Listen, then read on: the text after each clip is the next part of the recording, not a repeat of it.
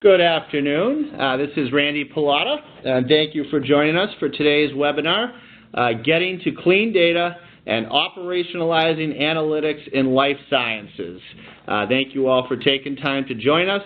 And I just want to point out up front, for those of you out there watching, there is a Q&A widget on your screen. We certainly welcome any questions that you may have along the way.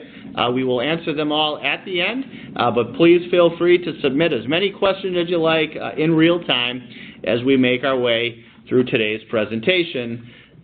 And so with that, we'll go ahead and get started.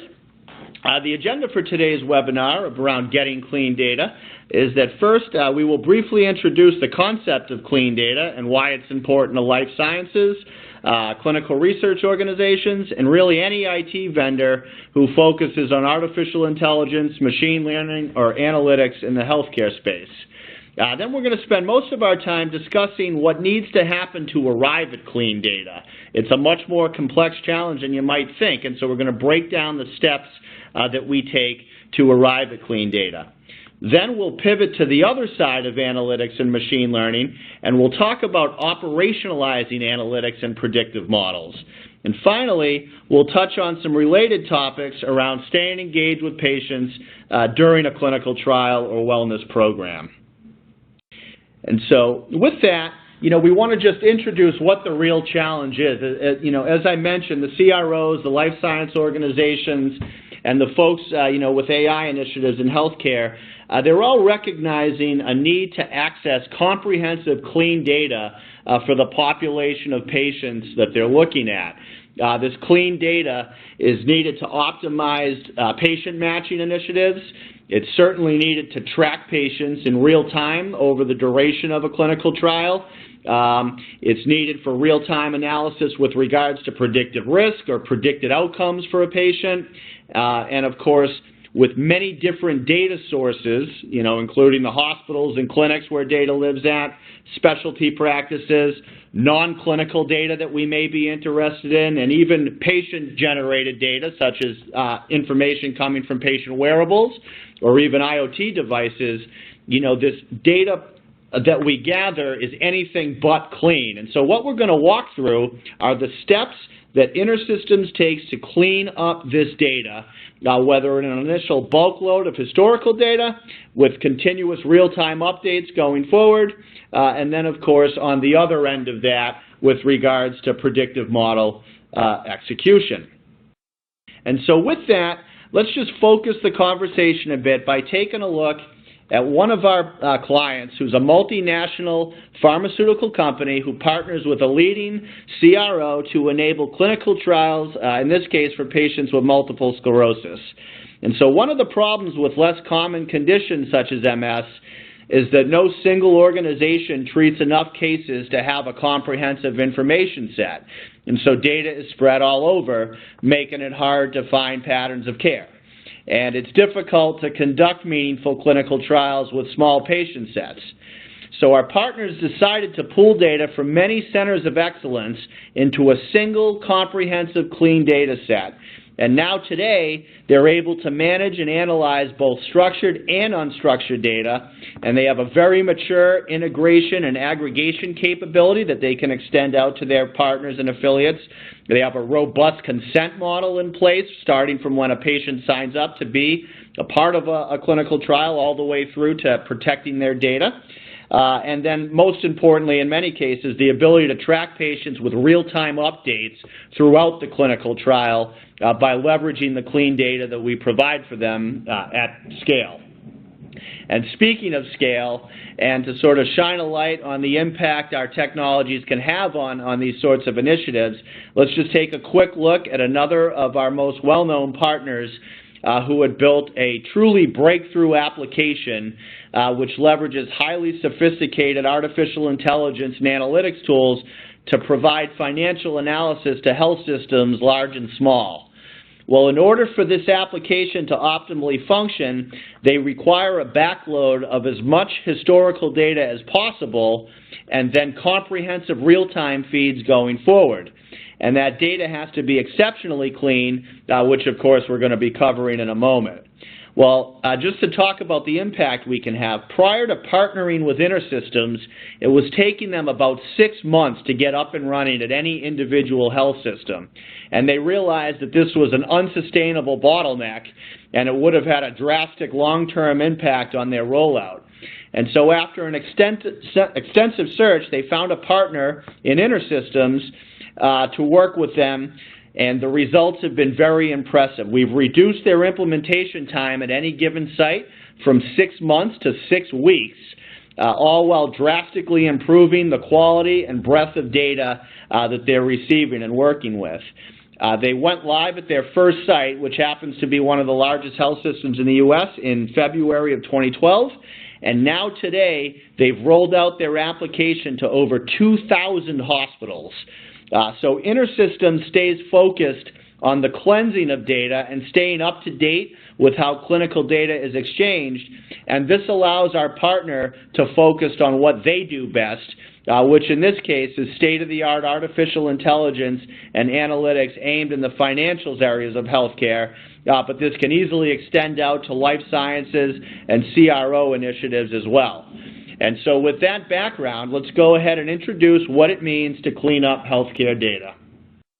And so in order to describe how we get to clean data, let's just briefly reflect on the challenge that I mentioned earlier, which is that healthcare data today is a cottage industry made up of thousands of small cottages and a few very large ones. And with each of these clinical settings, they house critical patient data.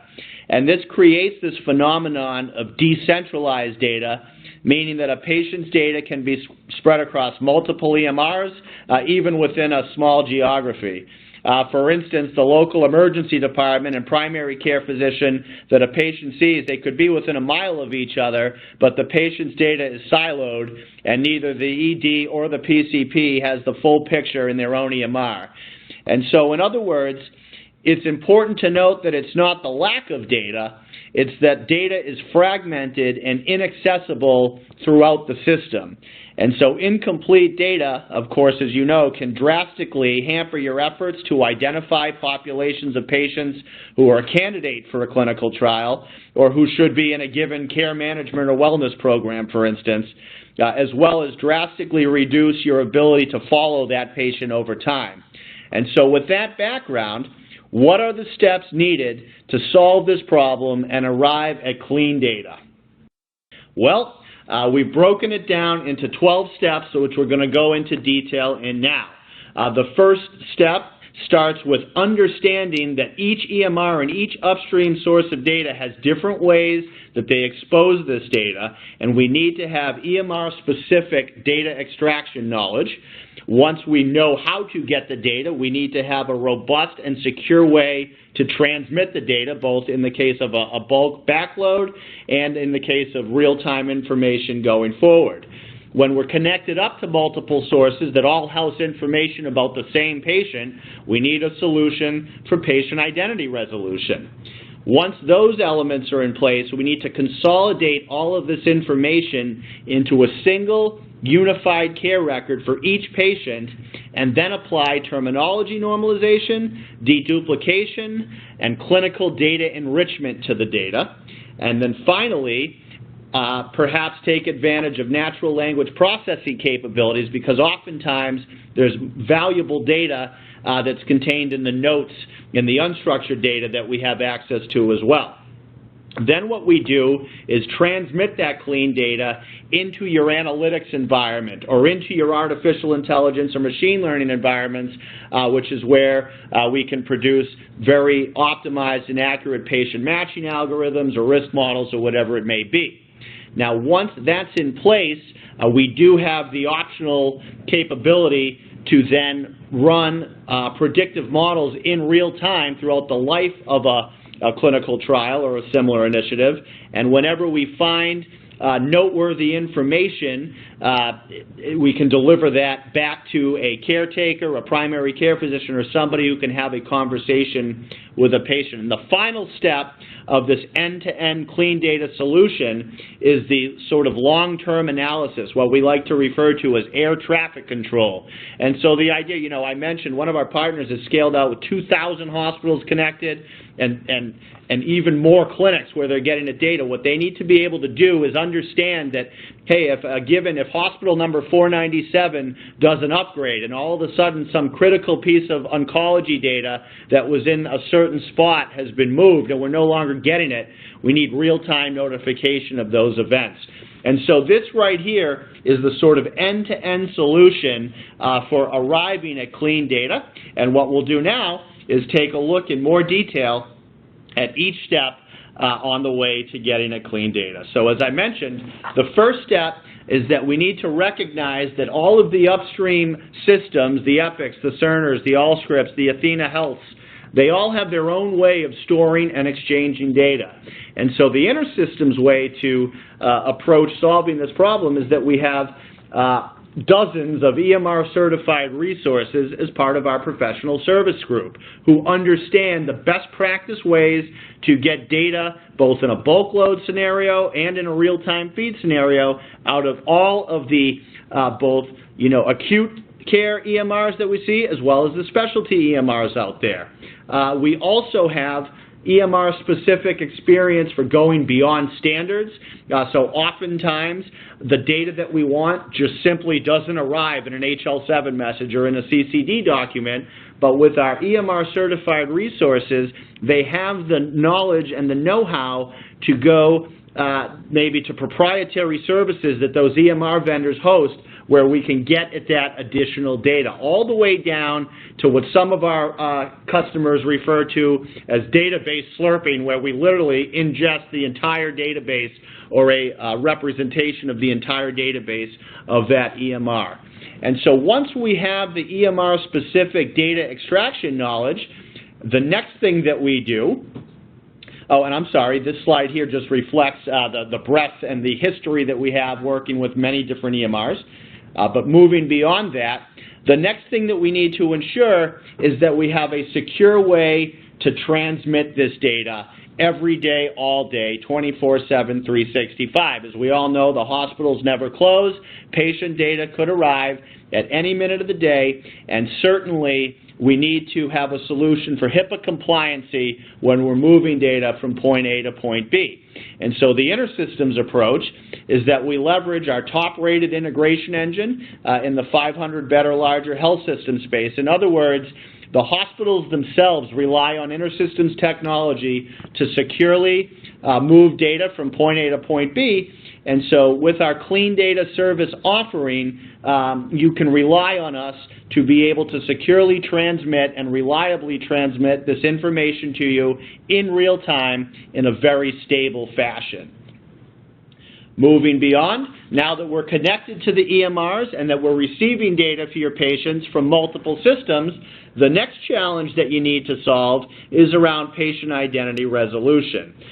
So simply put, as many or most of us are well aware, a patient doesn't share an MRN across health systems or across the ambulatory and acute facilities that they may visit. So on our end, we provide an enterprise-grade solution for patient identity matching. What we have is a patient index which uses a combination of probabilistic and deterministic matching algorithms to ensure the highest matching accuracy possible so that you're certain that when you're looking for data for a given patient, you're seeing the full picture. And as the slide depicts, we essentially have a weight-based algorithm for linking or non-linking of patients. And so just to briefly walk through the example, the way that a weight-based algorithm works is for every field that we use in the matching algorithm, we have an agreement weight and a disagreement weight. And our patient index provides with it all of the algorithms, the transposition algorithms, the soundex algorithms. In other words, our patient index understands that the first name Sean could be spelled S-E-A-N, S-H-A-U-N, S-H-A-W-N, and that's a common mistake that a registrar might make in typing that patient's name in the first time they see them, so our algorithm can understand that that's a common misspelling of the same name, and it will weight it appropriately. And so with that in mind, if we make our way from left to right, you'll see that when we compare records, for instance, this could be an Epic record, this could be an Athena Health record, we see John G. Smith, Jonathan Giles Smith. Out of an agreement weight of 10, we gave it an 8 because they are similar enough where the engine determined this could indeed be the same person, but since it's not an exact match, it didn't get the full score of 10. For the date of birth, an agreement weight of 8, disagreement would be -8. Since one source did not provide a date of birth, we gave it a neutral weight. For Social Security number, we have an exact match, so we get the full 15 points there.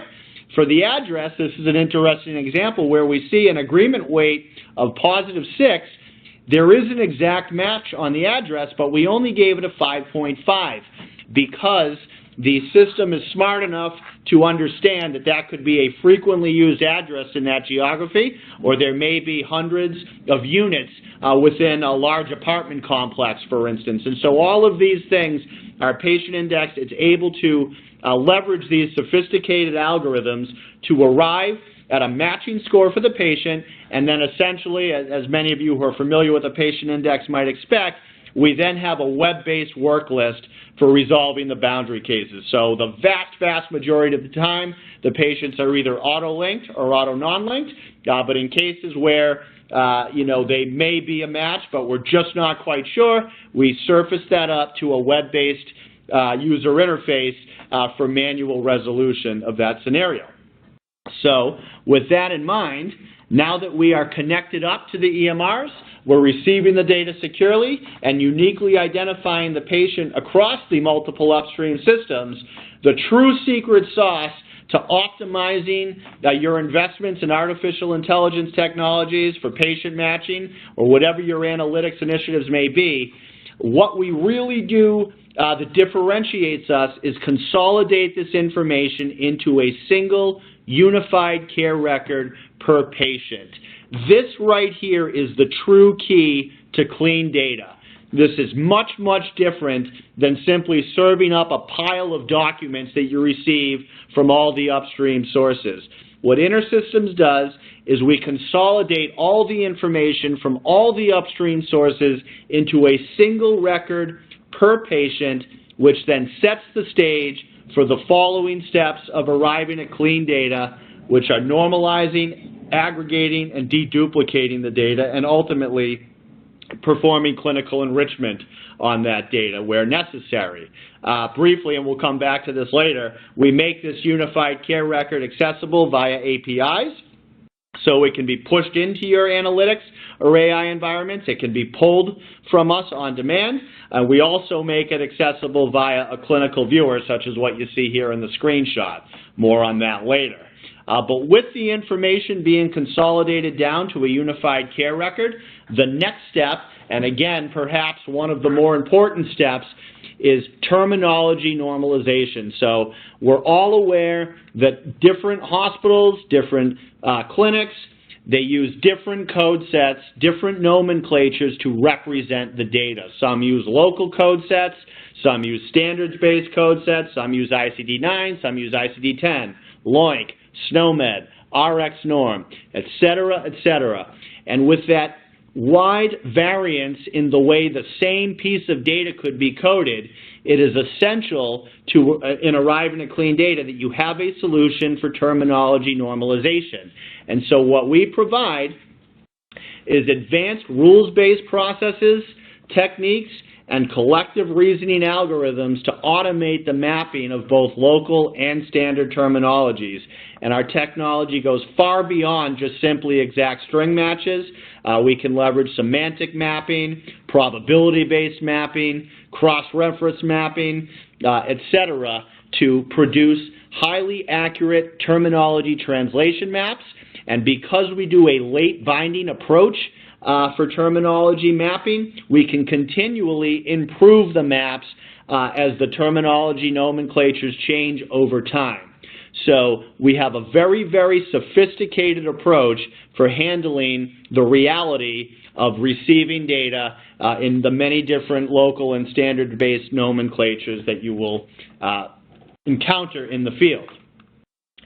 Once we've normalized the data for terminology, the next step for optimizing your analytics initiatives is deduplicating the data. And so what we provide as part of our Clean Data Service is intelligent deduplication algorithms that ensure that the unified care record is distilled into its most usable format, either for a machine or for a human consumer of that information. And so specific to each type of data that we capture, the lab results, the diagnoses, the medications, the allergies, etc., we are able to leverage a default matching algorithm that can be extended to handle site-specific needs. So, for instance, in the case of a medication, if multiple sources submit the same medication with the same placer ID, the same filler ID, the same medication code, and the same date, we can determine that that is a duplicate. And, of course, the cleaner the data, the cleaner the outcomes of your analytics initiatives. Finally, once this information has been normalized, aggregated, and deduplicated, we are able to apply rules and logic for enriching the quality of data. So, of course, in the real world, we rely on humans to enter data. That means we can expect erroneous data to arrive, whether that's impossible lab results. We should never have an ejection fraction of 105%. Impossible clinical classifications, such as a pregnant 2-year-old. Very unlikely that is accurate data. But moving beyond just simply impossible data that we want to weed out, the reality of even standards-based data exchange is, you know, we've all heard the old adage, if you've seen one HL7 message, you've seen one HL7 message. The reality is data that should be in spot X is commonly found in spot Y. The classic example for a CCD document is the diagnosis information that we expect to find in the problem section often shows up in the encounter section. And so with the InterSystems experience and technology, we are able to resolve these issues by deploying rules and logic that will enrich the quality of data that you're receiving, and the better the data, the better the outcomes from your AI and analytics tools. We do also provide very robust natural language processing capabilities. Most often this is found useful to discretize data that we might find in unstructured or dictated text. The classic examples, ejection fraction or FEV1, but of course many of us, especially in the CRO space, are focused on oncology-related use cases, and we all know HER2 positive, HER2 negative, tumor sizes. These things are regularly expressed in unstructured data. And so with InterSystems Clean Data Service offering, we have a very robust solution for surfacing that information, discretizing it, which enables your AI and analytics environments to much more accurately leverage that information as it comes across. And so, with that, now that we have clean data, the next piece in the pipeline is an optimized solution for exposing that data to the artificial intelligence, machine learning, and analytics tools that our partners are using. So Spark and Hadoop, or TensorFlow, Tableau, IBM Watson Health. You know, many of our partners, we've already stood up very sophisticated AI, ML, and analytics tools and platforms. And what we're realizing is that the dirtier the data, the less optimized the analytics that we receive from those environments. And so what we do is we make our clean clinical data available to these technologies via relational models, XML, FHIR, or whatever proprietary format those downstream systems require. And so with that transmission to artificial intelligence and ML solutions, what typically happens is we may do patient matching to initially find patients, for a given initiative or clinical research trial or whatever it may be. But then what we want to do is track these patients in real time. And the way that this works now, the state of the art, is real-time execution of predictive models. These predictive models can do things in terms of predicting risk for a patient, predicting outcomes, predicting likelihood for a chronic condition, predicting likelihood for candidacy in a life sciences clinical trial or something like that. Executing predictive models in real time can have significant impact on the bottom line of your initiatives. Just to highlight one of our large IDN customers who leverages our technology for real-time risk model execution, what they found is that prior to moving to a system for real-time predictive model execution, what they would do with regards to getting patients enrolled in wellness programs is they would do cold calling weeks after the fact. Somebody would get a roster that said, hey, here's the 10 patients that were discharged 2 weeks ago that look like they may be a candidate for our pre-diabetes wellness program. And with that cold calling initiative, they were getting about 15% adoption in their wellness programs. Well, when they partnered with InterSystems and leveraged HealthShare and our HealthShare as a service offering to provide real-time notifications right there while the patient was in the emergency department, so that a physician or a care team member could approach that patient right there while they're in the health system and have a conversation with them, they've found now that they are able to get up to 85% adoption in their wellness programs. And what their VP of Pop Health said is at 15% adoption in a wellness program, we have very little chance to change outcomes for that cohort of patients. But at 85% adoption, we have a significant opportunity to optimize the outcomes for those patients for the better. The way to get there is with real-time execution of predictive models. And so essentially what this does is it positions our clean data service on both sides of your analytics initiatives. We are providing your AI and analytics tools with very, very clean data on the way in, and then we're providing an execution space for predictive models that can be triggered by real-time events as you're real-time tracking the patients throughout, for instance, the life cycle of a clinical trial. Okay? With that comes our notification delivery capabilities. So when you are continually reevaluating the state of the population of patients that you're looking at, and we all of a sudden see that so-and-so is at risk for XYZ, what we want to do is ensure that we can deliver that information to either a caretaker, a physician, or maybe even the patient themselves right away so that we can intervene in that situation. And so as part of our clean data offering, we provide the ability to deliver alerts to caretakers via direct, secure email.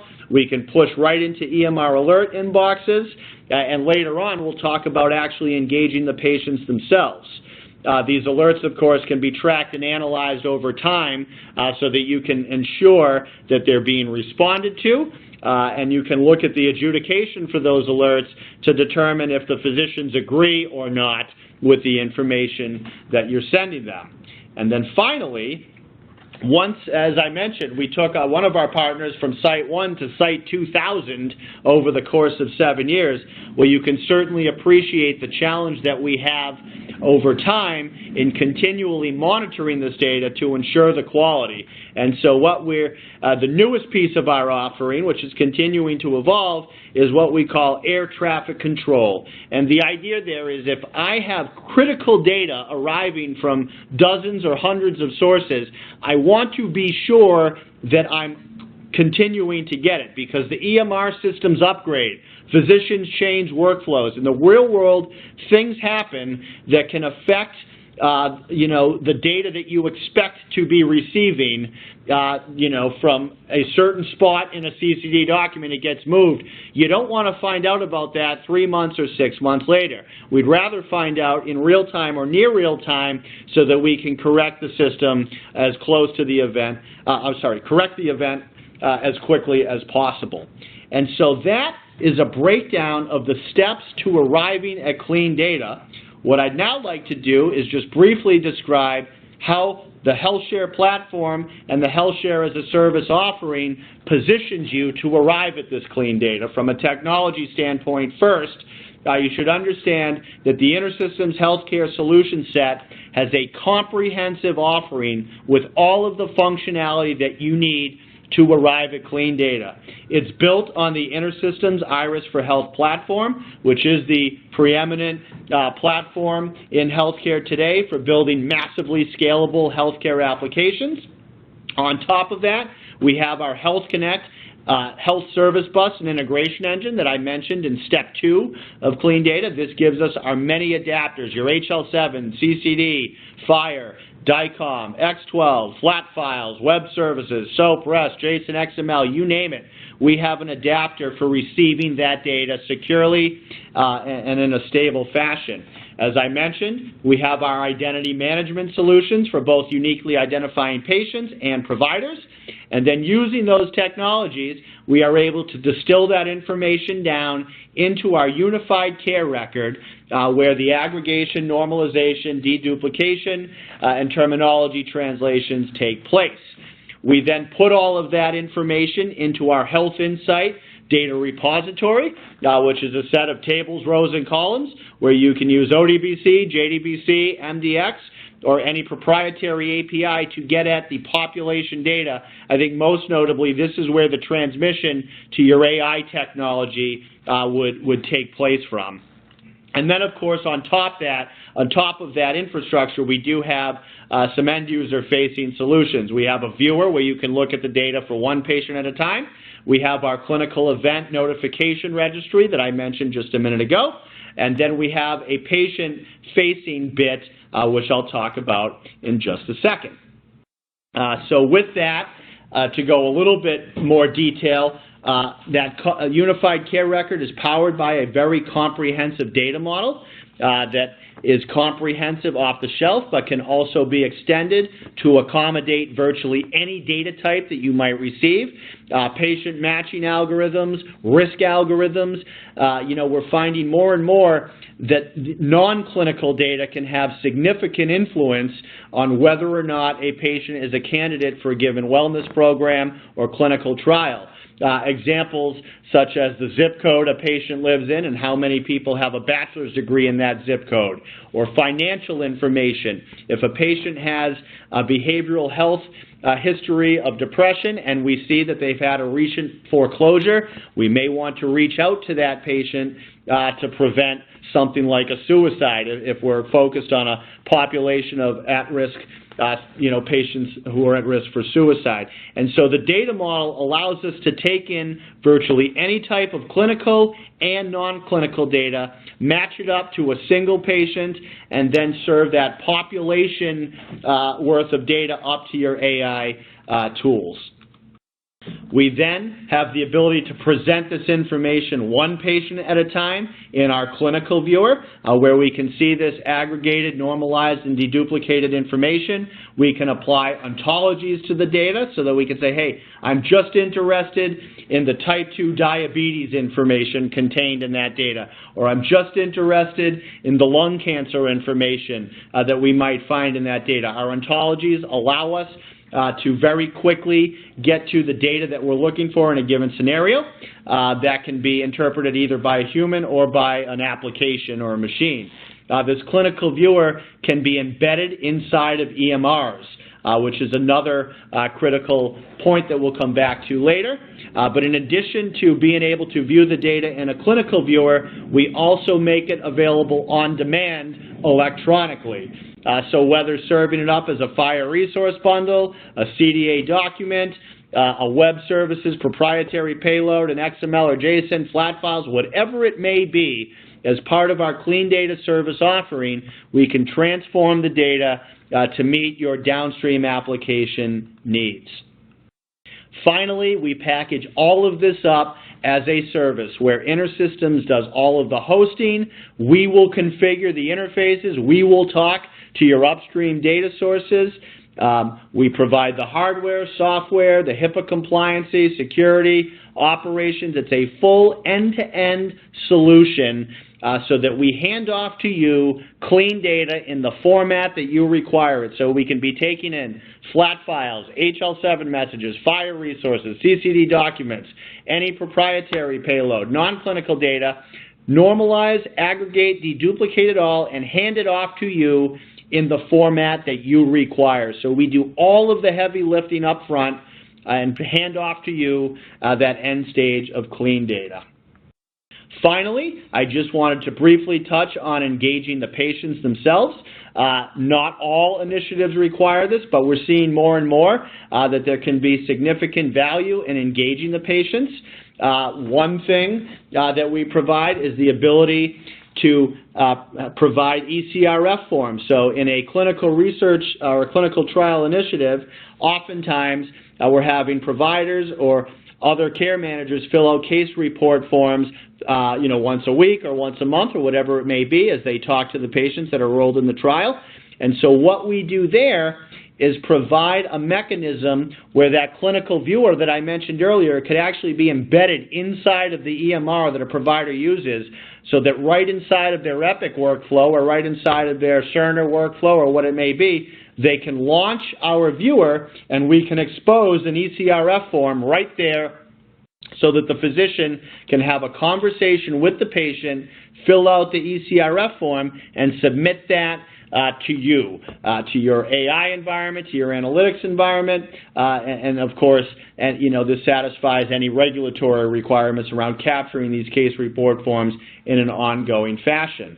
Because we can be embedded inside of the EMRs themselves, the key point here is what we're doing is enabling adoption from the clinicians. We all know that clinicians do not like to leave their workflow. They do not like to log into multiple applications. So what we can do is serve up your ECRF forms or your consent forms right there inside of the clinician's EMR workflow. Finally, we do have a solution for patient-uploaded data as well. We have a patient portal that's part of our overall clean data service offering where patients can go in and directly upload data themselves. They can register their Fitbits, their patient wearables, they can upload documents, fill out forms, fill out questionnaires, whatever it may be, whatever your requirements are with regards to patient engagement, we have a very secure, web-based, and mobile-friendly way for them to interact with your organization. Our patient portal can even be wrapped up into an application that you can push out to the Apple or Google App Store to make it as easy as possible for patients to interact with you during the life cycle of a clinical trial, for instance. And finally, the most recent initiative we're seeing is that IoT has arrived, and so we're even seeing some of our progressive clients leveraging things like Amazon Alexa, providing skills for Amazon Alexa, just as for example, to have certain questionnaires, that the patient can simply talk to an IoT device once a morning or once a week, where that makes sense in a given initiative. Because we have very robust API management, REST and SOAP capabilities, which is the back-end technology that's used to communicate with these IoT devices, incorporating these devices as part of your solution and as part of our clean data offering can be a reality. And so with that, I just want to talk a little bit about who InterSystems is as we do provide this clean data service. We should just point out that InterSystems has been in the healthcare business for over 4 decades, focusing on the storage, exchange, and management of clinical data at tremendous scale. And as you can see here, the flexibility of our solutions allow us to solve data acquisition challenges across a wide spectrum of healthcare partners, everything from the provider networks to the health plans, regional exchanges, and of course the life sciences segment as well. So we have a very robust reference network and partner network.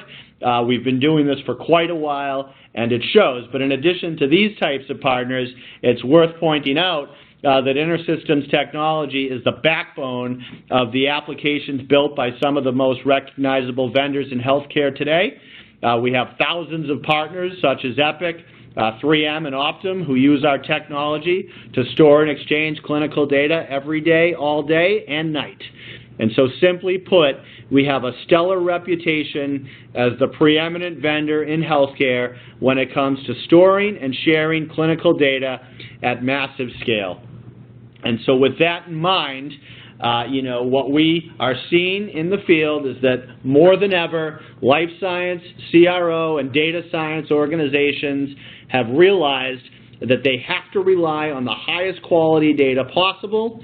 It's fundamental for optimizing their innovation, whether business or clinical or technical. And so this InterSystems Health Share as a Service clean data service is absolutely the fastest route to arriving at clean data for your organization. And so with that, we'll go ahead and see if any questions have come in. Okay, we do have a few. So one question is, does InterSystems provide this service outside of the United States? As a matter of fact, InterSystems is a global company. We have offices in 25 countries, Europe, Asia-Pac, Australia, as well as the United States, of course, where we have a huge presence. So we would absolutely be willing to talk to you. If you do business overseas, we can absolutely work with you so that you can leverage our clean data service offering. Another question, can this solution be deployed on-premise? Well, yes, while we do feel that the Health Share as a Service offering is the quickest way to your organization arriving at clean data, we are certainly willing to explore other deployment models with you, including on-premise deployments where that makes sense. And then the last question here, will InterSystems map the clean data to our current schema? Yes, absolutely. As I mentioned earlier, we can take in data in virtually any format, whether standards-based exchanges or custom or proprietary formats such as flat files or JSON or XML payloads.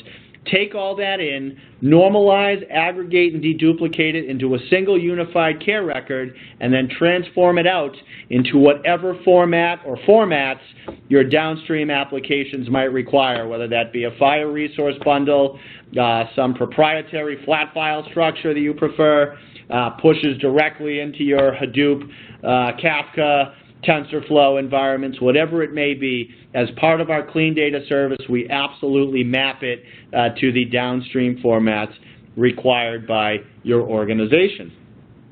And so with that, I would like to thank you all for joining today. We certainly hope to hear from you if there's any interest in exploring our clean data service offering. And I hope you all have a wonderful afternoon. Thank you for joining us.